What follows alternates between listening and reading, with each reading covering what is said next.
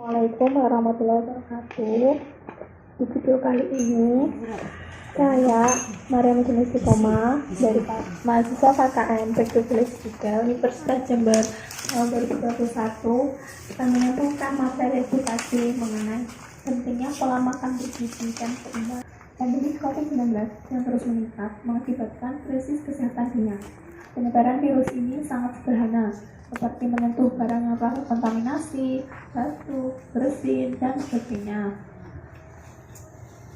Untuk mencegah penyebaran virus ini harus diimbangi dengan sistem imun yang kuat, yaitu dengan meningkatkan pola hidup dengan konsumsi makanan yang sehat dan bergizi seimbang. Pola makan sebagai salah satu indikator yaitu memiliki pengaruh terhadap sistem imun seseorang. Pola makan sehat yaitu tinggi serat dan rendah lemak, serta dapat meningkatkan sistem kekebalan imun tubuh. Pola makan yang sehat dan kaya akan protein dan asupan gizi yang seimbang lainnya sangat perlu diterapkan di tengah pandemi COVID-19. Jadi, pola makan yang sehat sangat perlu diterapkan di masa pandemi seperti saat ini, karena dengan kita menerapkan pola makan yang sehat, kita akan meningkatkan sistem imun tubuh. Sistem imun yang meningkat dapat mencegah penularan penyakit COVID-19. Prinsip gizi seimbang. Awalnya dulu kita memakai pedoman 4 sehat 5 sempurna, namun sudah tidak diterapkan lagi di Indonesia karena dianggap tidak sesuai dengan ilmu pengetahuan dan teknologi dalam bidang gizi, serta masalah dan tantangan yang dihadapi sudah berbeda dari tahun kemarin. Karena pedoman 4 sehat 5 sempurna ini diterapkan mulai sekitar tahun 1975. Sekarang sudah 2021, sehingga kurang bisa menghadapi tantangan dan masalah di zaman sekarang. Nah, oleh karena itu Indonesia telah mengeluarkan pedoman terbaru tentang pola makan makanan yang bergizi dan seimbang yang mencakup 4 poin. Poin yang pertama yaitu makan dengan komposisi yang lengkap, terdiri dari karbohidrat, protein, lemak, mineral, vitamin, semua itu dalam satu piring porsi makan harus lengkap. Yang kedua, batasi asupan lemak, gula, dan garam. Karena apabila terlalu banyak asupan garam maupun gula maupun lemak ini sangat berbahaya bagi tubuh. Dan poin ketiga yaitu penuhi kebutuhan cairan. Nah, dengan cara minum air putih minimal 6-8 gelas per harinya. Yang poin keempat yaitu selalu menjaga kebersihan, baik kebersihan tangan kita maupun kebersihan bahan pangan yang akan kita konsumsi. Cara menjaga keamanan pangannya ada 5 poin. Poin yang pertama yaitu cuci bersih tangan dengan sabun dan air mengalir dan cuci bahan makanan yang akan kita olah. Poin yang kedua yaitu pislenar untuk bahan makanan mentah maupun matang. Nah, minyak daging mentah sama daging yang sudah diolah menjadi rendang. Nah, untuk harus dibedakan. Kalau misal daging mentah, ibu taruh. Kalau makanan yang sudah matang alias daging yang diolah menjadi rendang, apabila tidak habis dimakan sekaligus, bisa ibu taruh di kulkas yang bagian bawahnya. Jangan disamakan dengan daging mentah. Kenapa sih kita harus membedakan? Karena pada panganan mentah itu masih banyak mikroba yang tumbuh yang ada pada makanan tersebut. Dan poin ketiga yaitu memasak dengan benar dan matang, terutama pada bahan pangan protein hewani. Yang sudah saya katakan tadi, protein hewani itu misalnya telur, daging, ayam, dan ikan. Nah, apabila masak makanan tersebut kita harus memasaknya sampai matang, karena apabila belum matang itu mikroba itu masih bisa tumbuh, karena rata-rata mikroba itu sangat menyukai protein sebagai tempat hidupnya. Jadi kalau masak daging maupun ikan maupun ayam maupun telur bisa kita makan. Poin yang keempat yaitu simpan makanan matang pada suhu yang tepat atau aman. Poin yang kelima yaitu gunakan air dan bahan baku yang aman serta bersih. pola hidup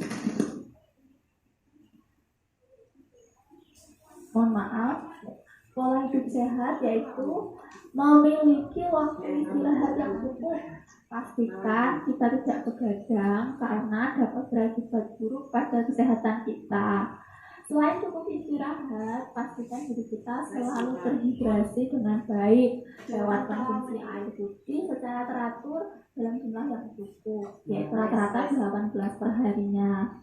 Kemudian atur menu makanan keluarga kita agar tetap memenuhi unsur-unsur zat gizi yang lengkap dalam jumlah yang sesuai sehingga tidak lebih maupun kurang. Artinya gizinya seimbang.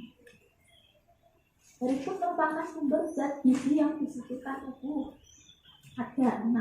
Yang pertama protein. Sumbernya ini ada telur, susu, yogurt, keju, makanan berbahan kedelai, ikan, dan daging, kombinasi sayuran, biji-bijian, dan kacang-kacangan. Untuk vitamin C sumbernya aneka macam jeruk, stroberi, pepaya, paprika merah, dan tomat. Untuk sumber seng sumbernya daging tanpa lemak, unggas, makanan laut, susu, biji-bijian, dan kacang-kacangan.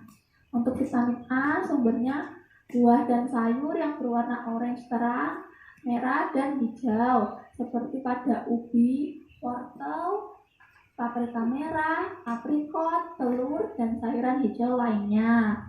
Untuk vitamin E sumbernya biji-bijian utuh, sereal yang berkaya oleh biji-bijian seperti bunga matahari, kacang-kacangan, dan minyak sayur. Dan selanjutnya yaitu probiotik atau bakteri yang bermanfaat.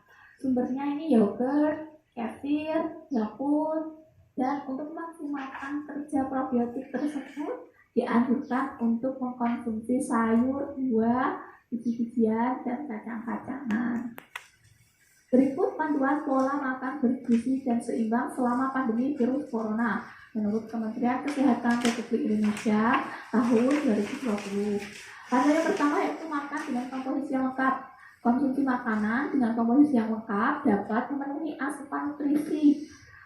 Berikut isi piring dalam satu kali makan itu apa aja sih? Yang pertama setengah porsi, seperempat porsi protein baik hewani maupun nabati.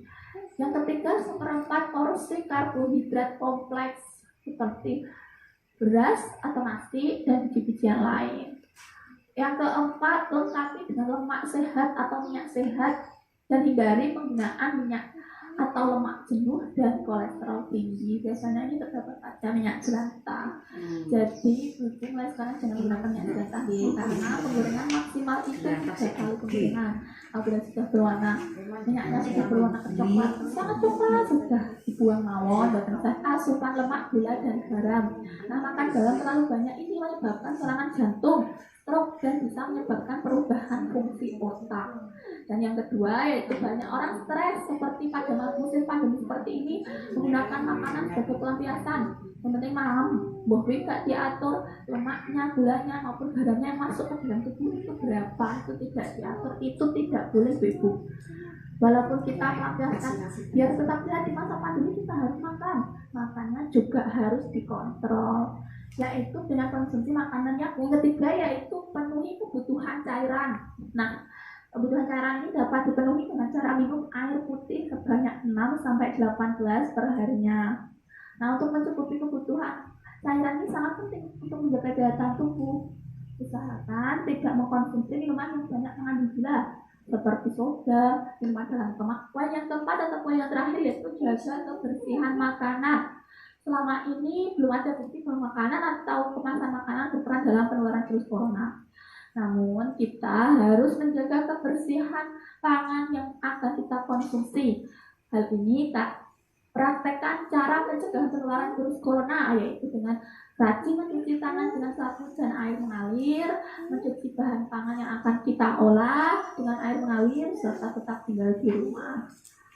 Sekian video edukasi saya, kurang lebihnya mohon maaf. Wassalamualaikum.